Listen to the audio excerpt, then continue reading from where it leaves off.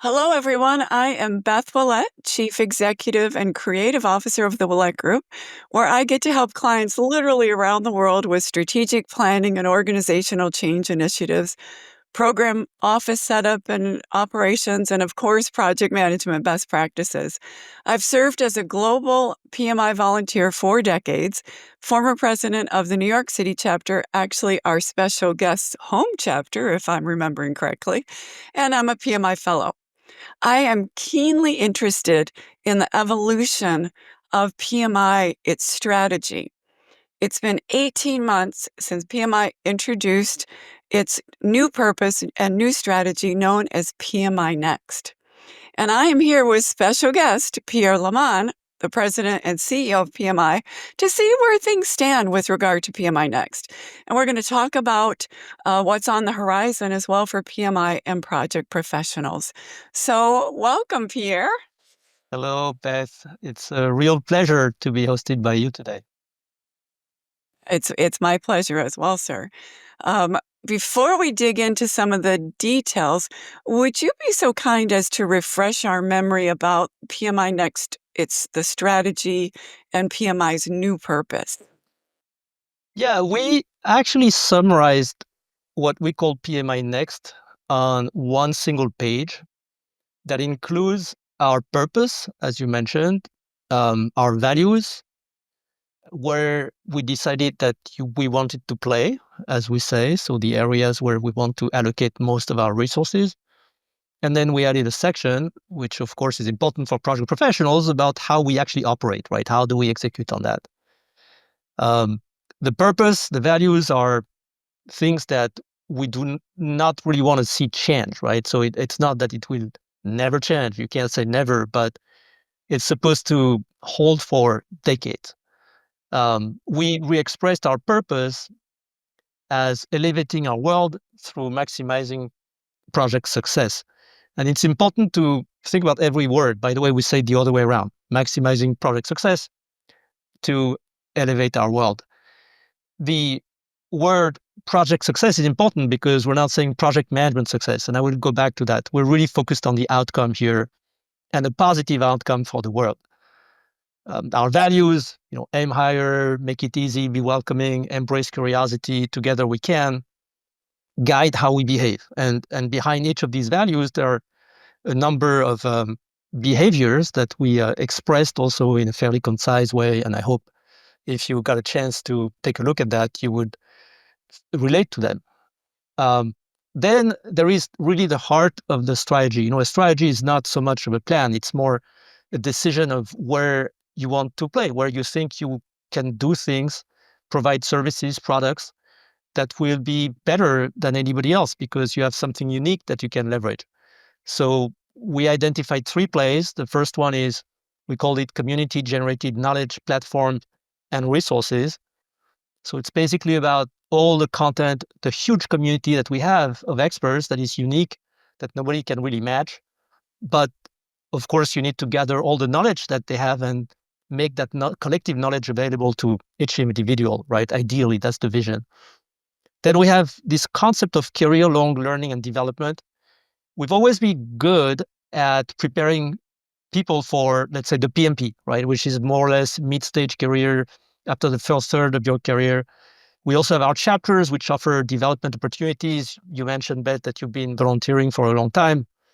But we really want to think about doing this career long and even beyond, right? So from the time when you're still maybe in college to the time when you retire and you still want to help others develop and mentor others.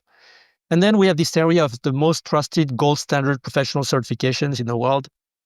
Again, we have an edge there in the sense of some of our certifications are universally recognized, known across sectors, across countries, across regions. But all this could be squandered if we don't pay attention to making sure they abide by a certain standard. So we actually elevated the standards of our certification, and we have a plan to get us there for all of them. Now, how we operate, of course, is a path that could essentially evolve over time, because once you complete something, then you move to the next one.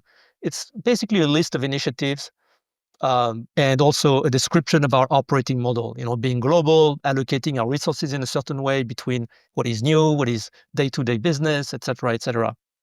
And on top of PMI Next, since then, we've also added a refreshed vision for the profession. So basically how PMI Next is about PMI, right? It's what do we do as PMI to serve the profession. The vision we have for the profession is what we want it to become. And this is how we came up with this definition of project success that exceeds, so where the value exceeds the investment, the resources that you engage, the efforts, the cost.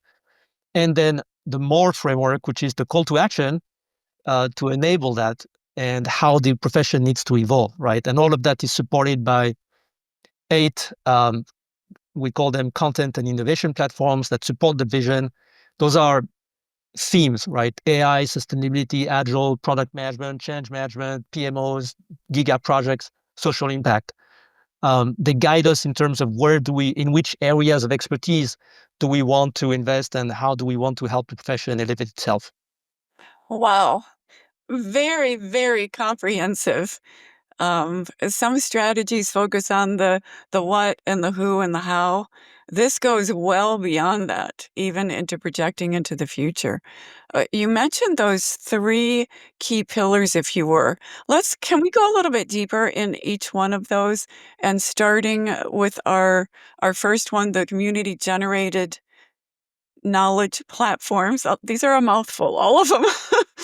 Would you share with us, like, specifically, what key things can we say we've accomplished this far in this first 18 months with community-generated knowledge platforms? Yeah, I think the most spectacular possibly is Infinity, right? Our AI platform. It's my personal favorite, frankly. Right. So when generative AI started to really make the headlines and everybody was becoming, well, there was a combination of anxiety and excitement around it. We thought the problem with these tools and the hallucinations and all that, it's not safe, right? So how can we contribute to leveraging on one side these LLMs, right? Those large language models and AI, but at the same time feed it with content that is generated by our community and vetted by our community. So that's how we created PMI Infinity, which is basically at this point based on OpenAI. It will expand to other LLMs very quickly, but currently based on OpenAI architecture, our own instance. So it's a safe area that doesn't train the model itself, where progressively we've included, first of all the content of PMI, but also content of organizations that we partner with. And then we added functionalities that are really dedicated to project professionals to help them do their job, right? So that they can upload documents, they can generate whatever use cases that they're interested in. And this is going to be a continuously improved platform, right? So we're already at version 2, and we have some releases. I actually announced yesterday a new release again. We'll have a big release coming at the Global Summit in Phoenix, which is in November. Any secrets of what we're gonna see? Secrets, we will leverage mobile much more, right? So right now, Infinity still doesn't work on mobile. We have a broader plan of transferring a lot of things that we do at PMI to mobile. There will be a first release very soon, by the way. That won't include Infinity, but we will see a version of Infinity or some of Infinity on mobile by the end of the year. Yes. Oh, fantastic. If you need a volunteer to check it out early, I'm your girl. Feel free to reach out. Oh, wonderful. We do, so it's all checked by volunteers. Some of them have been with us since the beginning when we launched Infinity more than a year ago. They helped us test the MVP originally, and then they keep going with us. Others come, others, depending on your interest, your time. It all relies on the expertise of our community. We have other platforms, right? We have projectmanagement.com, which has been there for a long time. We have a plan to upgrade projectmanagement.com. We've already upgraded PMI.org. So if you go to our website today, you would see that it's very different than what it was even a few months ago. But we want to have the tools that are really used by our community to exchange ideas, run webinars, talk to each other, mentor each other, find jobs. All of that will be upgraded as part of this initiative, this pillar of our strategy to create the best community-generated knowledge platforms in the world for project professionals. Fantastic stuff. It kind of takes us into that second pillar, the career-long learning and development. There's such a connection there. I've heard that you guys are doing a lot more work to give better resources to senior leaders. Can you talk a little bit about that or give us some insights on that specifically? Yeah, it's senior level. We're working currently on more, definitely. And by senior, we mean people who are way past their PMP. We've always been in that space, mostly on the certification side with PGMP, PFMP. Now we have other things that we're working on. We also, as you know, made the acquisition of PMOGA, PMO Global Alliance, as part of this content and innovation platform that I was mentioning before, the 8 content and innovation platform. One of them is PMO, or small x MOs, for transformation management offices, value management offices, whatever the way companies call them. So through this acquisition and the expansion of our offering there, of course, we're touching not just senior people, but for sure more senior people than the average of the PMI offering. But we're expanding in multiple areas, PMI by AI, which is our AI platform, innovation and content platform. This is also an area where we cover from college to almost retirement. We're not really focused in particular for many of the things that we do when it comes to learning. We're not focused on any specific number of years of experience. Some of the courses are, but generally speaking, as we said, it's career long that we are focused on, right? So we want to help professionals at any point in their career, including in reskilling, because AI, frankly, a year ago was new for everyone almost. So we're still at the very infancy of that. And even if you have 40 years of experience under the belt, you're still interested in taking our AI courses or even AI certifications now that we have them as well. We are making a big investment in a new learning management system. So this will enable us to have a better offering for corporations. So instead of having professionals who are employees of their companies come to us and take the courses as individuals, we'll have a much better way to push that content and learning and curate learning systems that match the needs of specific organizations, corporations, thanks to this LMS. It will also be better for users. You'll be able to understand where your weaknesses are, get suggestions to improve, read some content, do things, attend seminars. All of that will come. Of course, it's a long-term vision, but we'll have a much more personalized and customized learning experience all along your career. So you can really not only, in a way, address the potential needs that you have, but also prepare for the future of future roles that you may have. Excellent. On the development side, yeah, because we're talking about career-long learning and development. So it's not just learning, it's also development. And development is also by doing things. And again, our volunteering at PMI has been critical to that. You develop by volunteering, you learn how to lead, do different things, sometimes marketing or tech or, other things than the ones that you've been used to do in your jobs as project professionals. So it's very important for us that we focus on the health of our volunteering systems and offer more volunteering opportunities to volunteers, and that we help our chapters be successful as well. And as part of that vision, we've also started this so-called single membership or new membership initiative, which basically is about developing a global pass to facilitate connection. So basically, if you're a member of PMI, you have a local chapter, but you can attend to any chapter event in the world easily. You can move around. It's about really creating this global community, but also, of course, keep and insist on the local connections you can make. For us in New York, but for many other people around the world, we have more than 300 chapters plus the branches, right? So it's even more organizations than that. So have this local connection that goes with the proximity that we want as PMI, but also being part of a global family in a very smooth experience.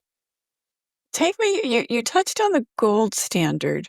in your kind of what is the next about, and we've heard quite a bit about that. You and PMI have been very vocal about raising the bar, being specific, being focused, making very intentional choices of how things are structured and organized. So, are there any specific milestones you feel you've achieved on that front that you could say, we checked the box, we did this, and this is a major uh, success on this front with the gold standard? Yeah, Beth, the problem we have in this world of professional education and certification is that people use words to describe very different things. So people talk about micro credentials, certification, certificates. th- They they all confuse everything. When you have a professional certification like PMP, it is not the same as attending a course on LinkedIn. Although attending a course on LinkedIn is very useful too. It's just not the same thing. So we want to be very careful not to call everything the same way and to make a clear distinction between what is a professional certification and what is a certificate of completion of a course. That's why we've been, and even us, PMI, we're not very clear about that in the past. So we've decided to clarify that very clearly in a very strict way. On one side, there are professional certifications that have to abide to certain standards. And then we have courses. So that falls in the second bucket, the continuous learning and development or lifelong learning and development, career long, with a certificate of completion if you're done with the course. But the professional certification has to abide by very strict standards. So we listed standards that are we listed criteria that any professional certification has to abide by. It's about 10 of them. It's public. Among the most important ones, you need to have a proctored exam. So not just a test at the end of the course. The content has to be developed by experts, by the community, not just by some company. It has to be backed by a document that is created by the community as well, at least a practice guide, or better, a standard. A standard is basically abides by certain criteria. You have to be accredited by, I don't know, the American National Standard Institute, for instance, and from there, the ISO, right? So it has to follow a certain process. You have to have an ecosystem of preparation and training where PMI has some level of control and quality control, right? It has to be either through accredited partners or courses that have been vetted. This is the idea of an ecosystem that is making it accessible, easy, but also safe for people who prepare to go through. We also consider that any certification, a professional certification, has to be available in multiple languages at the same time. So we have plans for that. And of course, we cannot do this overnight. It has to go step by step. We have a list of professional certifications that have to progressively abide by these criteria. And we have a roadmap that goes until 2030 for that. Awesome. It feels to me a little bit like what I would call an architecture for the gold standard, and we have to meet certain criteria in that architecture and be consistent. And once you set that foundation and you put it in play, you really have a trajectory that could be limitless with that in place. So thank you. That were really, really salient points that you've shared. Now, this all sounds really positive and like everything's going great. Are there any challenges? Are there any conflicts? For example, I see you all over the world traveling to PMI events, meeting with our community. Over the past 18 months, you probably met with tens of thousands of people, frankly, in, I want to guess, probably maybe 60 countries. I have no idea if that's true. I'm just throwing that number out there. How has the response been to the next strategy and the new purpose? Any challenges that you've faced or that have surfaced? I think people won't come to me and say you're a disaster, although that may happen occasionally, but usually our community is very nice. There's only a few who might do that. Community is very nice. I think people see a lot of momentum with PMI. They very often I hear words like the new PMI, it's the new PMI, or PMI was becoming a little bit outdated and now it's like back in the game and at the forefront of many topics. I think the purpose resonates a lot when it's well understood. Definitely the work we've done around AI being early on in the game, launching this initiative, PMI by AI, that encompasses everything, right? Building community, building courses, building certifications, building a tool like Infinity. Um, so that has also helped us a lot. There was a lot of discussion when I joined about PMI having missed the agile opportunity, which was not fully true, but I mean, in the end, but maybe it was more of a capture game. We focused on AI, and then suddenly people were, okay, PMI is back in the game. And since then, we acquired Agile Alliance. All the Agile thing is behind us. But and by the way, all the other acquisitions have also impacted, I think, the imagination of the community, at least the perception they have of our dynamism and and us, really moving forward, being well managed, hopefully, and able to welcome to our family of organizations now different sub communities of experts within the project professionals community. I think the single membership initiative also has been very well received by chapters. We have about 40 chapters who have this already implemented now. And the brand rejuvenation, also the way we speak, our marketing, our channels that we use on social media, and all these things have also been well received. Now, you would always find people who regret that we're not solely focused on PMBOK 1 or things that were done in 1969 or 1975. You always find that. And to be honest, I listen to them because usually what they say still has merit. They're criticizing certain things and it's important. I think it's important in any check and balance system in any community to listen to these voices, and actually more than once I've actually engaged with them, talked to them, and actually they've influenced me as well, right? And then my team as well on certain things that we should pay attention to, that we might have moved away from too fast. So I really, I think it has a lot of value. Of course, the way people say it could be more or less nice at times, but we have an incredibly passionate community. I would feel so bored if people were not talking and exchanging ideas, and they don't, right? So they do. They speak a lot, and that's very positive in a way. You don't want to leave people indifferent, and we don't have that problem at all at PMI. Everybody is very passionate. Challenges, a lot of the things we're doing are tech heavy or intensive. So there's a lot of technology involved. Anytime you have a lot of technology, you can't go as fast as you want, right? Because the poor guys, we have a fantastic tech team, by the way, but there are so many requests, so many projects, so many new organizations that we welcome to PMI. It's like there's so much momentum and things to do that sometimes the problem I have is not very different than the problem of any portfolio manager, right? You got to make some decisions that sometimes hurt a little bit because you can't just add more or you won't get anything done, right? So we do have this issue, but I think in general the movement has been well received. It doesn't work for everyone, inside our own organization, we've had to bring in new talent. The concept of nonprofit, PMI is nonprofit. Sometimes it can be, and in my opinion, interpreted the wrong way, as there's no pressure to deliver. I do not agree with this at all. I feel that if anything, a nonprofit has even more incentive to deliver and make sure that every dollar that is being used is used in the right way, in a way that is efficient, that produces value. But it does make a difference in terms of being able to look at the long-term interest of the profession, not just the short-term profit, for sure. So we do leverage that, and I appreciate that we can really, follow a long-term vision and strategy a little bit independently from the short-term context or environment that could change at times, as we're seeing right now across the world.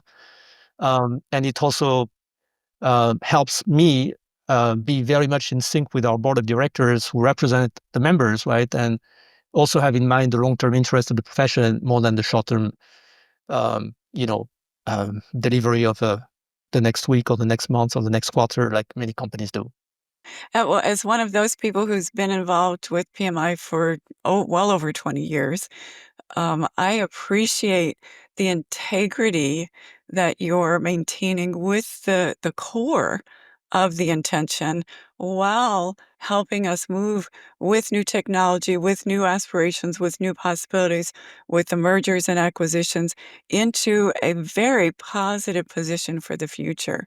With all the challenges, with any new stuff, there's change attitude, there's change behaviors, there's the go-getters and there's the fighters, so talking to all of them, I think, is a fabulous thing that you're able to do, and it really helps people be a part of the community and feel like they matter and they count. So not so surprising that there's the ebb and flow and those challenges that we have. If you would give one or two things to our community, what would you want them to do? What can they do to help continue to move this strategy forward? What would be your request? Look, I'm really happy with the level of engagement we're seeing. We still need to constantly, PMI tends to be a family of, we have about 15,000 volunteers and by that we mean people who volunteer at least once in a given year for PMI. So that's when you meet with them, it feels like a lot of people, but it's still a drop in the ocean, right? So trying to have more people come to us, engage with us, volunteer, spend time, contribute to content, to our courses, to our thought leadership. That's really important. So keep doing that. We have also ramped up our relationship with universities. We're trying to develop student clubs. That is a structure that helps students understand what project management is about, and the time you can spend as experienced professional with them is invaluable. Yes, of course, they're looking for jobs, but even if they're not, or even if you can't provide that, you can still give them fantastic advice and invaluable perspective on the profession, what it will become, and how to be successful. PMI is really a flywheel. Like I always say, it's about all the components that form who we are. PMI, the company, the organization itself is one thing, but we have our network of academic partners, training partners, corporations that work with us, governments, of course, our structures locally that do not belong to PMI, but operate a little bit as a network of ambassadors of PMI, so our chapters, right? We also have some groups that are more formed around expertise. We all of us together form what is PMI as a living organism, and it can only survive, it can only thrive if it's a living organism where everyone is playing a role, right? So whatever you're doing, as long as you respect our code of ethics, as long as you understand where we're trying to go, through our vision for the profession, through PMI Next, then your contribution is extremely welcome, and it's gonna help us. And debate is great. Feel free to have your opinion, to express it on social media. Be respectfully, right? Again, read the code of ethics. And then the one ask I have, it's not really an ask, it's an aspiration, a hope I have. We have come up with this platform, this framework that we call MORE: manage perception, own project success beyond project management success, constantly reassess the project's parameters and expand your perspective. It's out there. I can spend some time explaining a little more if you want. But this is, I think, quite critical for the future of the profession. So anything you would do to help us make that, or bringing this to life and convincing others, I think would be very valuable for our profession at large. Excellent, excellent. The more is probably something that people haven't heard that much of. So let's wrap the session with a little bit strength around that one. I think that could be positive. Is that one of your major initiatives you feel like you might have accomplished recently, creating the MORE strategy? Creating the MORE, it's more the vision for the profession. The strategy is PMI Next, right? It's where we play. This is how we want the profession to elevate itself.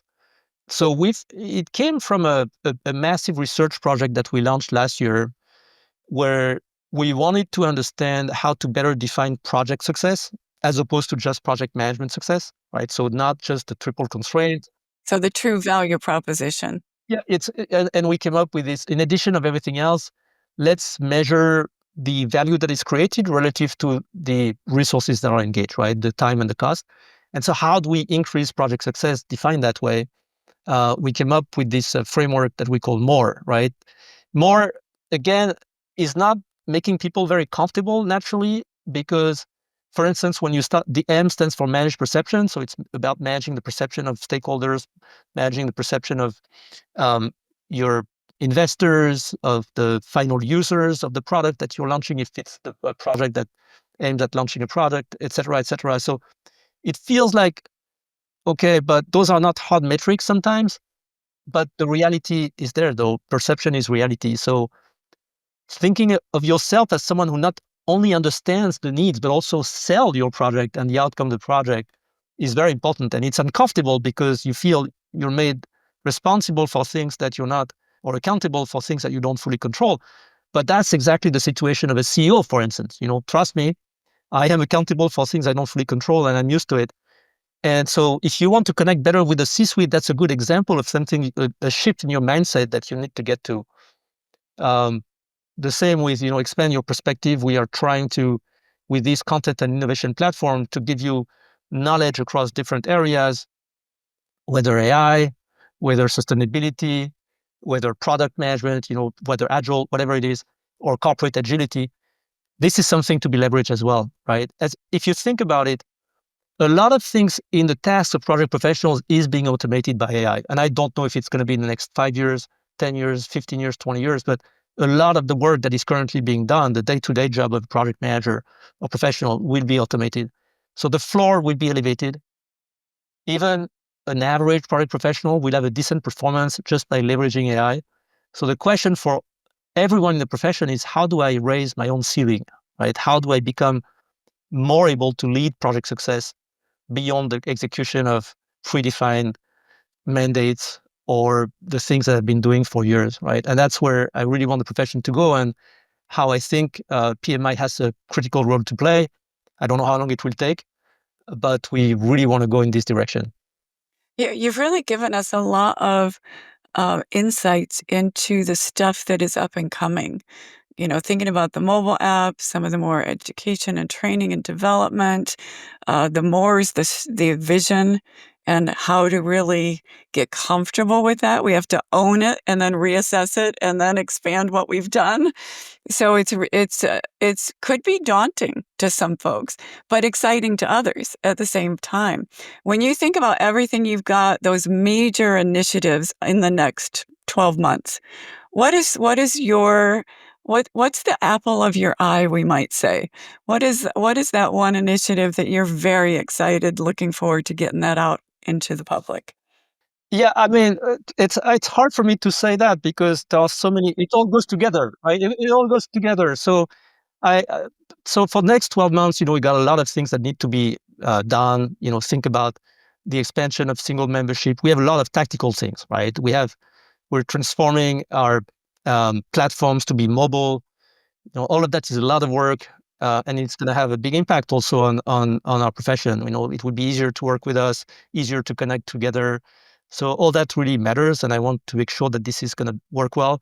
I'm also keeping a very close eye on the acquisitions that we made, the companies, organizations that we've integrated as part of the PMI family. I want to make sure that the sauce will be great. That the people that join us will be happy, will feel that they are now working in an organization that enables them, thanks to our resources, thanks to our know-how, to really thrive and develop the things that they have been dreaming of and even more. So, and by the way, we have very good early successes, based on, for instance, the number of people who are joining our AI certification preparation. The CPMAI is booming. It's almost like doubling every month. It's unbelievable. We just made the acquisition of most of the assets of GPM, Green Project Management, and we're operating in a joint venture there. I'm very excited to see how this will also play out and how we will meet the needs of many governments, many organizations when it comes to energy transition, when it comes to sustainability. Because, of course, right now in the US, we tend to feel this is not the topic that is highest on the list of the priorities of the US administration, but it's not necessarily the case for companies. They know they won't have the same subsidies, but they're still very interested in the market share, the businesses you can develop around that. And of course, if you go to other regions, in China, for instance, in Asia, there's a lot of focus on sustainability as well. So I want to see us being successful and really leading the profession in all these areas. And that should be already quite visible in the next 12 months. Now, later, more long term, it's more about the status of the profession. It's more about making sure project professionals learn the language of the C-suite, this triangle that we have, the ways of working, the power skills. So we used to be very focused on the way of working, then very focused on the power skills. The next thing is to be very focused on the business acumen as well, but without forgetting the ways of working that are becoming more and more complex as you need to master more and more areas, and the power skills that are so important for instance, managing perception. Yeah, it's a tricky balance to strike, and you're really taking me into the last topic for our chat, which is the state of the profession. And there's so much going on in the world today. There's so much change. Some call it volatility. You've given us some good tidbits for people in the profession, ways that they could upskill, ways that they could continue to grow, ways that they could be more, if I could use your phrase for a second. Are there any specifics that you would like to challenge our professionals to see specific opportunities to go after specific skill sets? Is it AI? Is it sustainability? Is it being comfortable with ambiguity? What would be, if you were being a coach, what would be your coaching advice for those people growing their profession? I am very optimistic when it comes to the growing demand for project professionals. The world needs transformation more than ever. The project economy, which is about 1/3 of the global economy, is growing faster than the global economy. Think of very, very big topics like AI, energy transition, and now the deglobalization. What does it mean? If you think about whatever the outcome of the current negotiations, the trade war is going to be, we will be in a world where companies will have to make plans to be able to shift, right? Because we know that in a world of zero or very close to zero tariffs, it's all about long-term planning. But in a world where trade wars may surface, subside, and then resurface, you need to be able to manage your supply chain in a more flexible way. And if you think about that, for many companies, it's going to be massive investment, a lot of thinking around that. AI will help probably to do this better. Sustainability will be there because every time you build something now, it has to be sustainable. So think about all the opportunities here. If I was a young professional, I would be very excited with all these opportunities, but this is not going to come without learning, without practicing, without taking yourself outside of your comfort zone. The opportunity has numbers, right? We need 20 to 30 million more project professionals by 2040, right? So in the next 10 years, 15 years, this is what we will need. So that's absolutely massive. Now, again, like I said before, AI will raise the floor. You need to elevate your ceiling because otherwise you'll be squeezed. And that's what more is about. That's, I think, where I want to see the profession evolve. My advice, right now is don't miss the AI opportunity, right? You cannot miss that. Don't listen to people who say AI is not going to work. Yes, there will be issues, might be longer than we think, but you cannot miss this opportunity. It's an opportunity for you to learn how to do your job differently, gain time by not doing the things that is comfortable to do, but busy work mostly. But also it will give you an incredible career opportunity if you're good at managing AI transformations, because this is not going to go away anytime soon. More is uncomfortable, but it's necessary. So please take the time. We publish stuff around that, and we'll have courses. We'll do a lot in the years to come to help you through that journey. Business acumen, we mentioned that, very important as well. Learn the language of the C-suite. The language is not about benefits realization. It is directly about the benefits themselves, market share that you gain, cost that you reduce, speed to market, flexibility, consumer satisfaction, wherever it is, agility for whatever it means for the C-suite, not exactly the same as it means for a product professional. How do we bridge that, right? So those are the big challenges, and I think PMI would be here to support, to guide, to lead. We have multiple resources that many people are not even aware of. Check PMI.org. Go visit your chapter, make contacts, volunteer with us, and we'll be there to help. To wrap this up, if you gave a 5-floor elevator pitch to what project management would look like, the project profession in 2030, we'll just take it out 5 years. How do you see that? What would your sales pitch be for going to the profession? I prefer, honestly, Beth, thinking of 2040, 2050. All right, go to 2040. Yeah, and think of 2030 as a step in the direction, right? Because we tend to think that everything will be very different in 5 years, but it's usually not the case, except for stuff that cannot be predicted, like COVID or suddenly the boom of AI. But otherwise it's hard. So take it out 15. What would 2040 look like? Right. So let's take it like far away, and then we can stay. We'll have steps in that direction. So number one, I want to see, and I really believe it's going to happen, our profession being elevated, right? Project management being recognized as essential. And we do a lot of work at PMI to make sure this happens. But then also project professionals recognized for their impact. It's not just project management. I want the project professionals to be recognized for the impact that they have, their professional ethics, their innovation, but also their measure, people who can think and not just act out of, cheerleading feelings, right? The ability to lead in complex environments. And I want to see our profession on winning career paths, right? Honestly, with access to the C-suite and leadership positions, on top of being experts in their own area. I want to see project professionals shine everywhere. And I think this is what will happen in 2040 if we do a good job together. And then the other thing that I really want to see, and I'm very confident this will happen, I want to see our global community of project professionals more united and more impactful together than ever in contributing in a positive way to our world. Awesome. We need to do a whole talk just on those 6 topics, because that could be an amazing thing to dig into. This has been such a pleasure. I want to thank you so much, Pierre, for your time, your energy, your insights. Folks, we heard a lot of stuff here. We heard about how the PMI whole perspective is changing. It's the new PMI. We're back in the game. Some great things that are being done. If you have not played with PMI Infinity, get out there. It is amazing. I use it frequently. And I love that it sources where it's getting information from, which some of the other ones don't do that. So that's a big plus. The acquisitions with the Agile Alliance, PMOGA, a really clear stepped approach to the gold standard that nobody can argue with. It's clear, it's precise, it's there for us.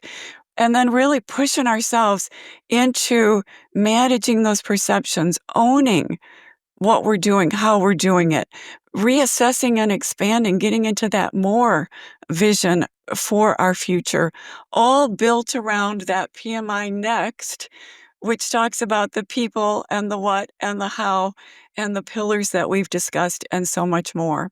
So I encourage you to stay tuned to the social media. PMI has so much out there that's rich and valuable to keep learning.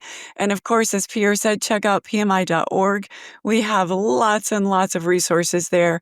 And if you're not a member, I would encourage you to join today, because you get a lot more insight behind the curtain when you're a PMI member.